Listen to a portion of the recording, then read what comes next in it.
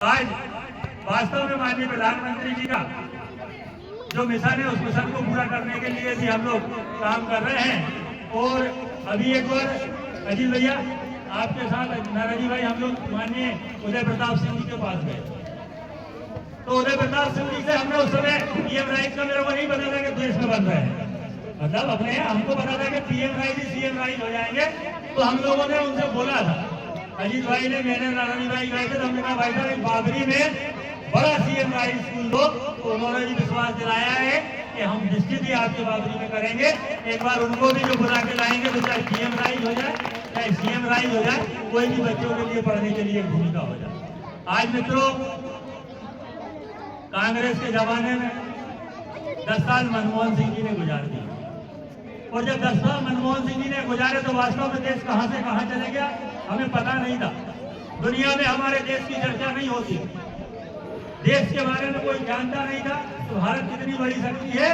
और आज जापान की बात करें, चाहे इंग्लैंड की बात करें, चाहे अमेरिका की बात करें, जब हमारे माननीय प्रधानमंत्री मोदी जब वहां पहुंचते हैं तो उनके प्रधानमंत्री भी हाथ जोड़कर उनके स्वागत के लिए पदक पगवाड़े भिजवा कर रहे। तो ऐसे हमारे माननीय नरेंद्र मोदी, उन्होंने लगातार महंगाई को बढ़ाने का काम किया, लगातार महंगाई को आसमान पे पहुंचाने का काम किया। मित्रों, हमारे ऐसे एकमात्र प्रधानमंत्री है जिन्होंने वास्तव में अभी जीएसटी की दरें कम कर जीएसटी को पहली सरकार है जिसने वास्तव में बढ़ते हुए टैक्स को सरकार किया। तो माननीय नरेंद्र मोदी जी ने जो जीएसटी की दरें कम कर, जो मध्यम वर्गीय लोग हैं, जो मध्यम वर्गीय परिवार है, उनके लिए जो सामान खरीदने में सुविधा होगी, इसके लिए वास्तव में जोरदार एक बार मोदी जी का ताली हो जाएगा, स्वागत किया जाए। उन्होंने देश को कम कर वास्तव में भारतीय नागरिकों को एक बहुत बड़ा उपहार देने का काम किया। आज यहाँ पर सभी गुरुजनों के आशीर्वाद से बच्चों के बीच में हम लोग उपस्थित हुए हैं। आज आने वाले समय में जो भी हम लोगों को वास्तव में जो काम बताएंगे, हम लोग मिलकर आगे काम करेंगे। वास्तव में आज शिक्षा के बाद पर एक किस्सा याद आ गया। हमारे आदरणीय भैया तो बैठे हैं पर अपने वो भैया चले गए, वो आज हमारे बीच में नहीं है। तो भैया के साथ में एक बार चाय पीने उनके यहाँ गया, तो चाय पिया तो बेटिया ने चाय ला के दी, तो मैंने पूछा रजीत भैया सुन भैया तो बेटी कौन सी क्लास में पढ़ती, तो उन्होंने कहा चाचा मैंने पढ़ना छोड़ दिया है। तो हमने कहा बेटी क्यों पढ़ना छोड़ दिया तुमने? कहने लगे जाने के लिए स्कूल या तो मैं शिवपुर जाऊँ और या चतरखेड़ा जाऊँ।